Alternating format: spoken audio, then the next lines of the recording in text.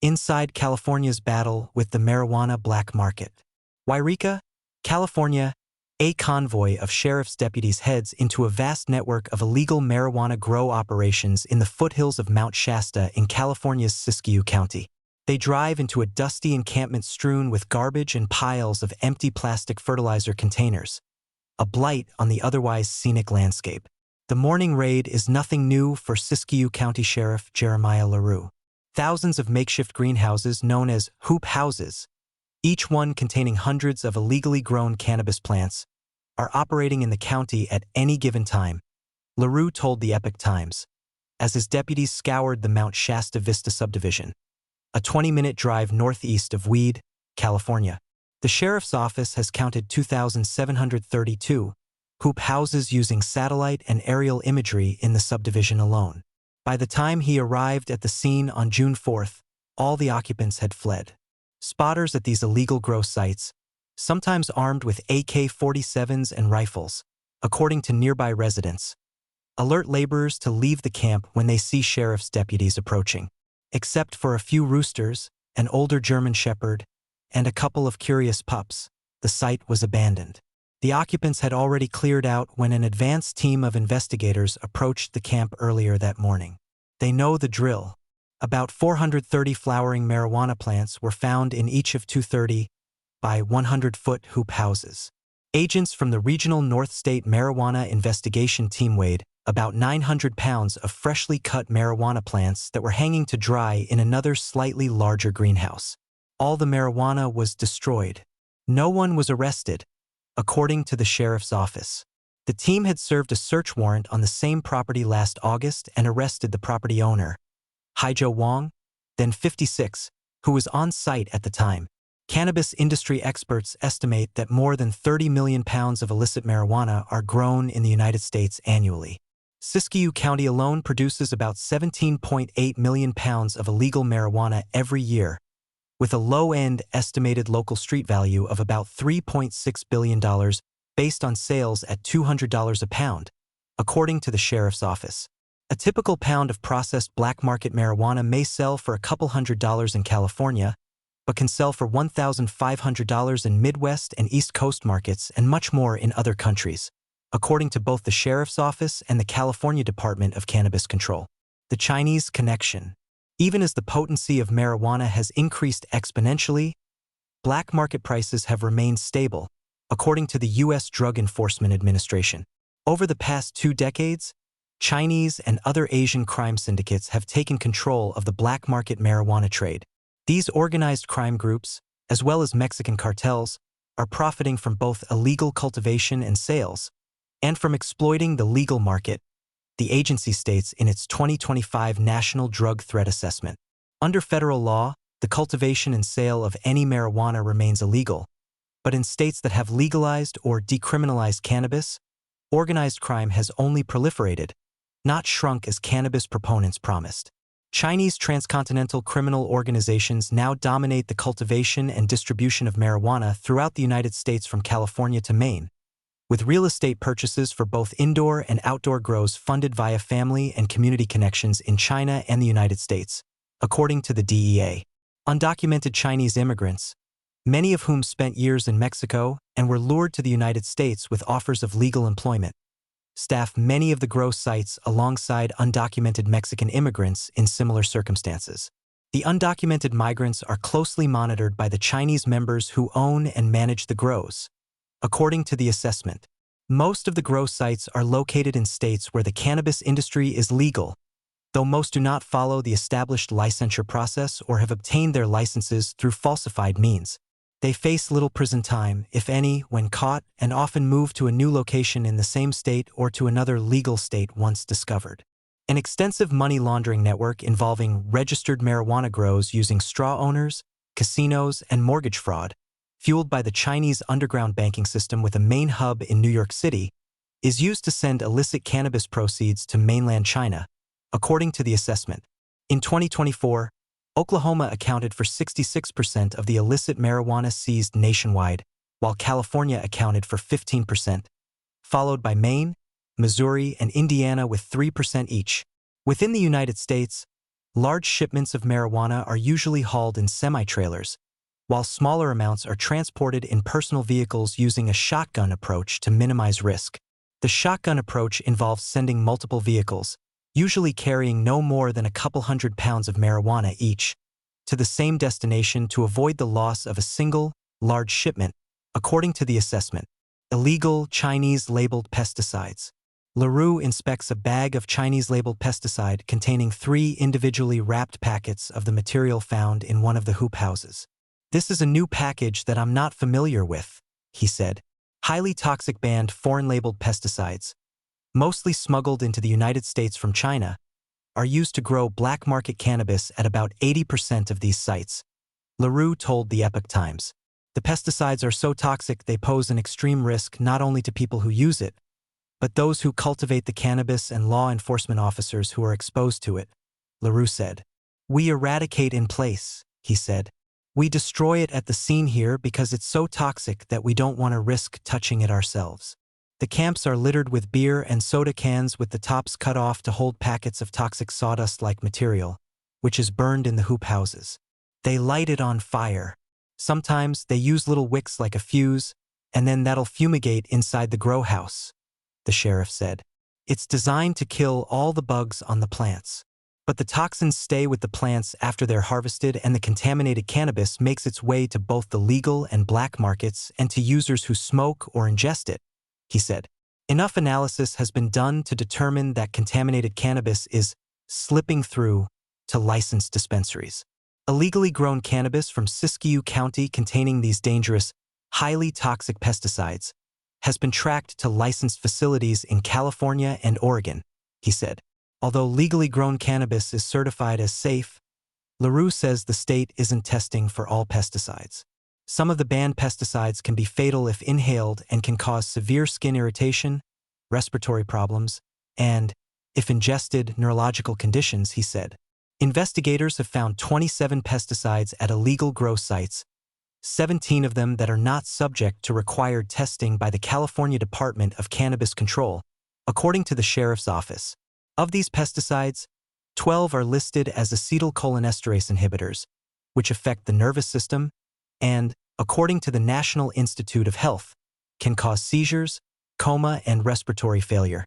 Under the Safe Drinking Water and Toxic Enforcement Act of 1986, a state law otherwise known as Proposition 65, 8 of these pesticides are listed as carcinogens, 7 are banned in the United States, 6 are listed as groundwater pollutants, and those used as fumigants are listed as toxic air contaminants, according to the sheriff's office.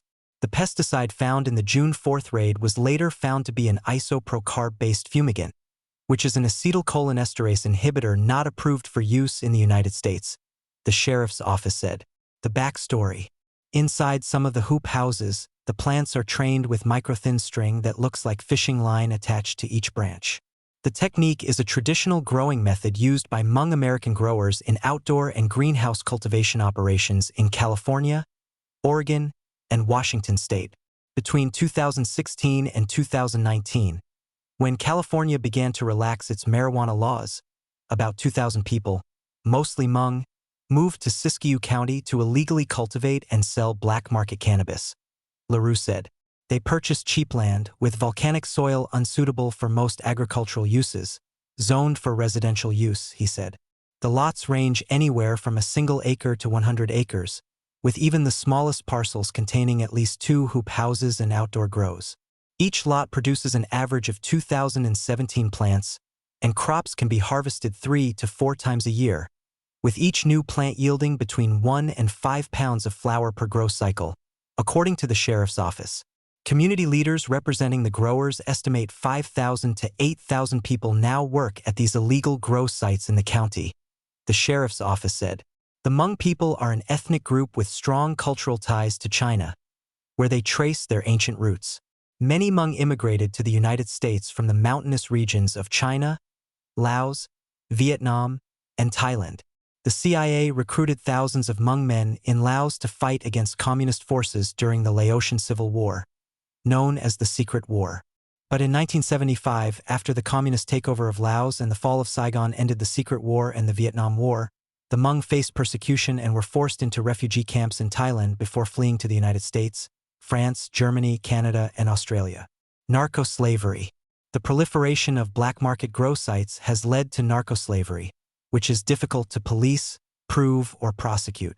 LaRue suspects the laborers, some of whom are illegal immigrants, are sending money back to China or working off debts owed to the Mexican cartels who got them into the country. State law, including Senate Bill 54, restricts sheriffs and state law enforcement officers from asking anyone about their immigration status, which can be problematic in determining if the laborers at the camps are illegal immigrants, he said. The workers at the camps face filthy and deplorable living conditions with little food and money. They don't own vehicles and are often moved from grow site to grow site. In many cases, they are victims as much as they are criminals, he said. They've been duped and promised more than what they'll ever be paid, but most of them won't talk to police for fear of reprisal, LaRue said. He recalls a letter he received from someone who escaped from one of the camps. They fled in the middle of the night, he said. They were threatened that if they tried to leave, they would be killed. The sheriff and his deputies inspect the living quarters of laborers at encampments for evidence to assess who may have been coerced to stay, and when they find laborers who are victims of forced labor, they get them out of the situation and care for them, he said.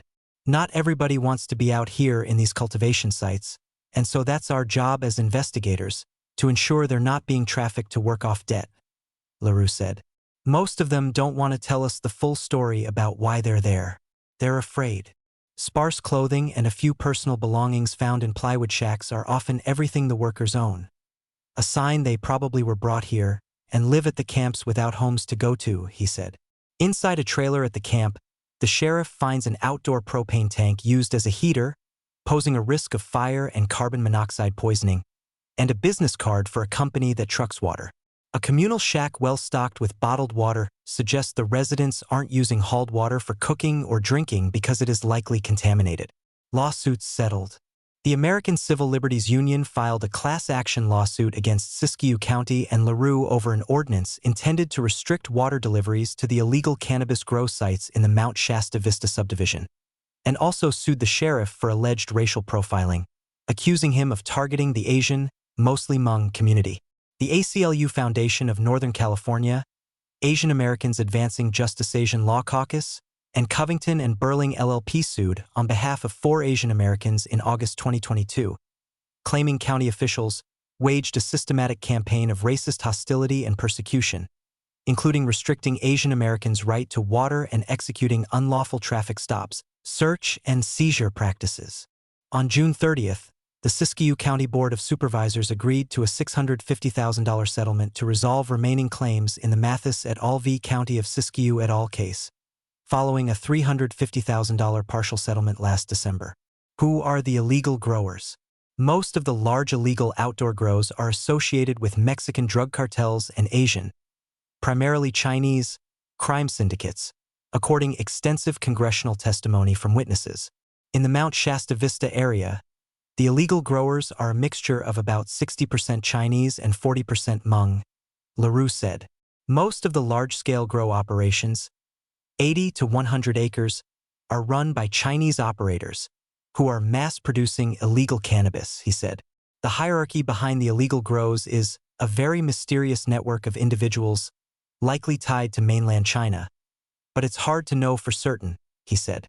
Money, for sure, has been linked from our county back to China, LaRue said. Most of the property deeds list multiple names as landowners. They sort of load these parcels with a bunch of names that may or may not be real, and they have different corresponding addresses that are at different locations around the nation, and it makes it hard to really pinpoint, he said.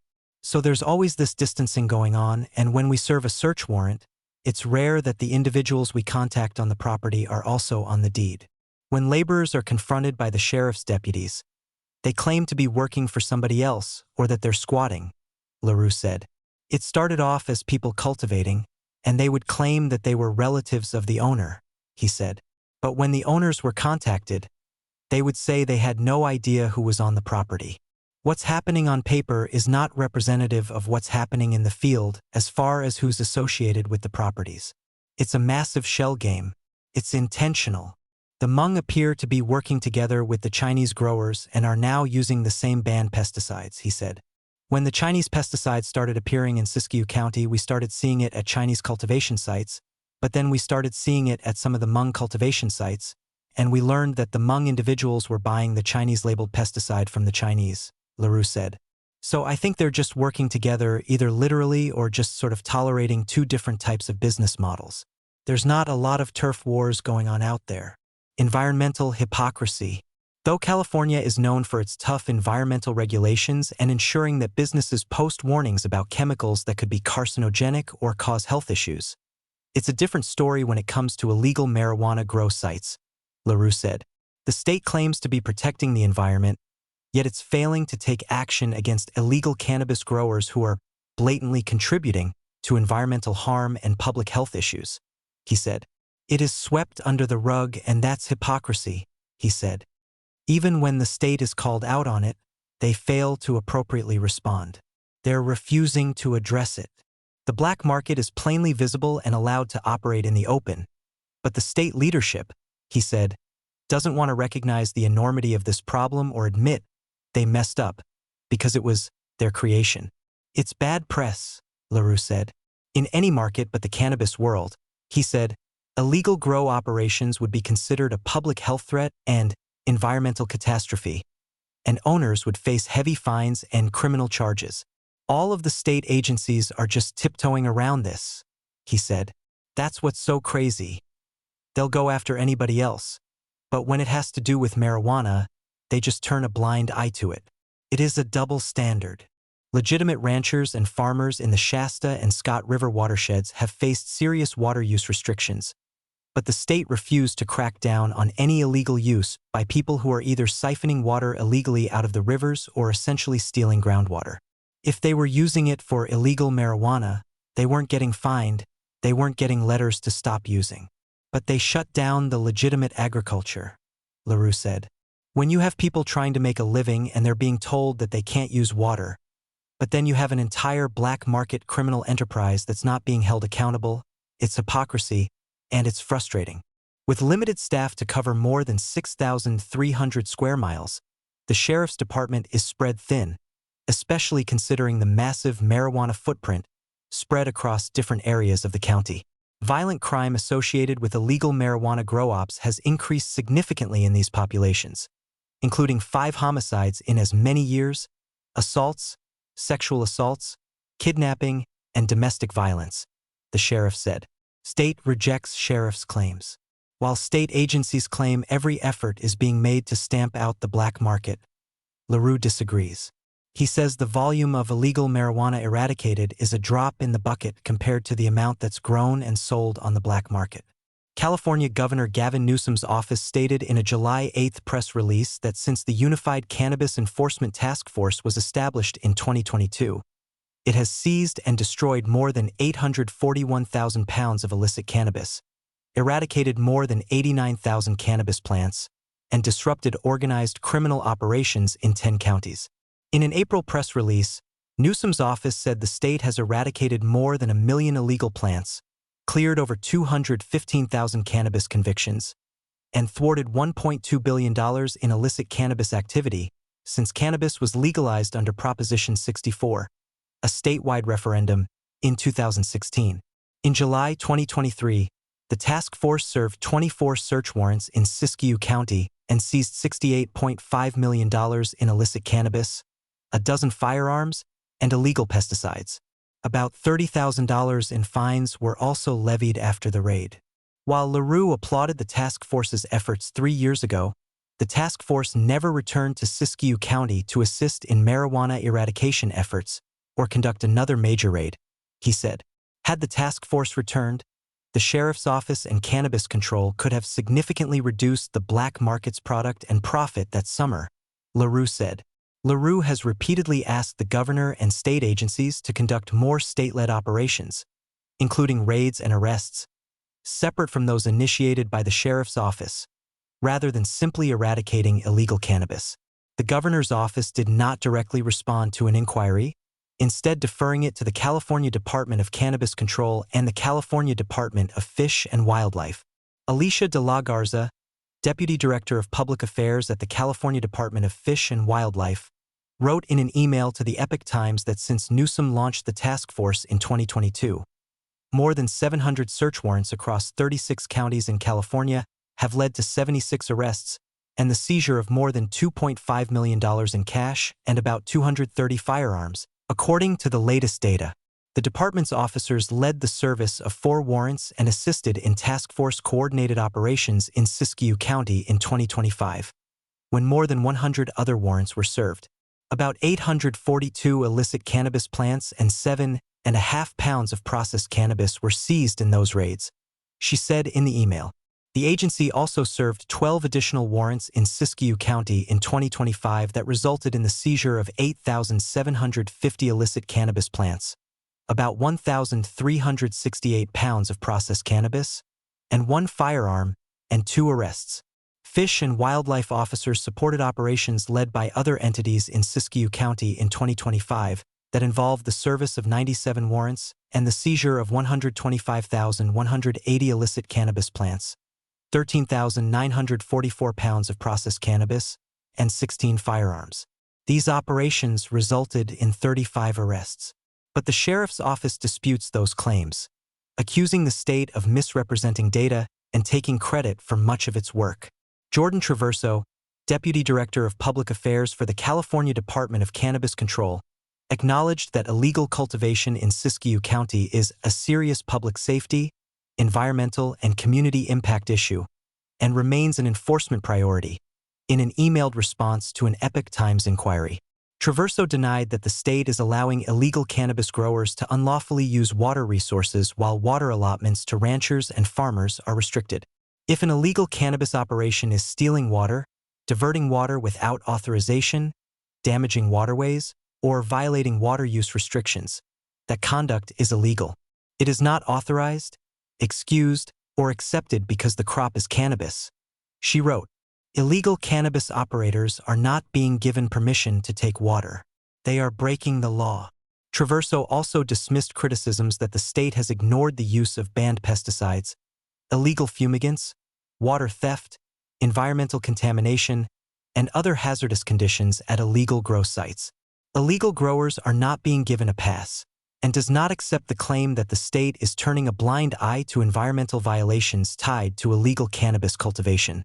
She wrote in the email, approximately 150 officers are responsible for enforcing cannabis laws statewide, about 75 assigned to each of the Cannabis Control and Fish and Wildlife departments. Cannabis Control's priority is to investigate organized criminal activity behind the black market, including who controls the properties, who is financing the activity, and where the cannabis and money are moving, Traverso said. While the state is concerned about labor trafficking, it's not considered a cannabis licensing or labor issue, but rather a serious crime that should be investigated by local law enforcement, and, where evidence supports it, prosecuted, she said. Exploited laborers at these camps may be victims, witnesses, suspects, or some combination, Traverso wrote. If people are being forced, threatened, confined, coerced, or required to work off debt at illegal cannabis sites, they should not be treated as collateral damage or reduced to their immigration status. Local law enforcement agencies are not merely referral agencies and have the authority to investigate alleged money laundering, organized crime, trafficking, unlawful confinement, and financial crimes, document evidence, make arrests, and present cases for prosecution, she said.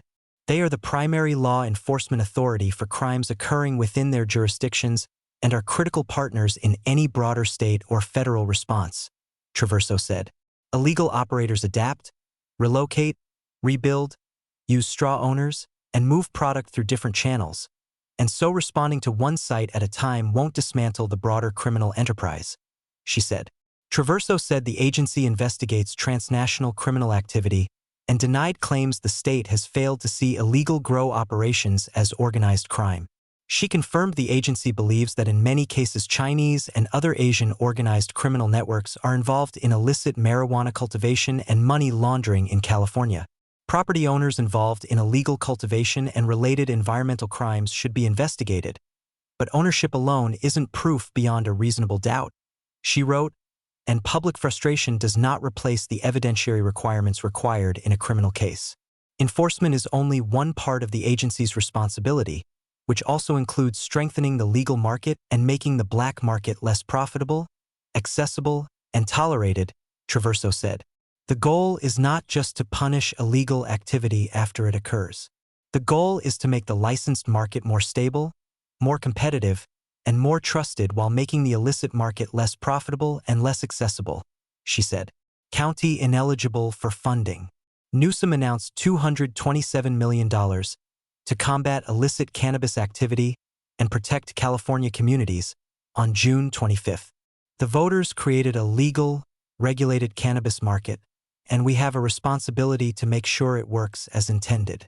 That means continuing to crack down on illegal cannabis operations that threaten public safety, exploit workers, damage the environment, and undercut legal businesses that follow the rules, Newsom said. This funding gives local communities the resources they need to strengthen enforcement, prevent youth access, improve public health outcomes, and make neighborhoods safer. None of those funds will go to Siskiyou County, Jana Sanford Miller, Director of Communications for the Board of State and Community Corrections, told the Epoch Times in an email. Siskiyou County is not eligible for the Prop 64 grant because the county does not allow the retail sale of cannabis in storefronts, Sanford Miller said. Although many of the grants appear to be directed toward youth education programs about cannabis and substance abuse, she said that $135 million of the total $227 million is allocated specifically to public safety and enforcement.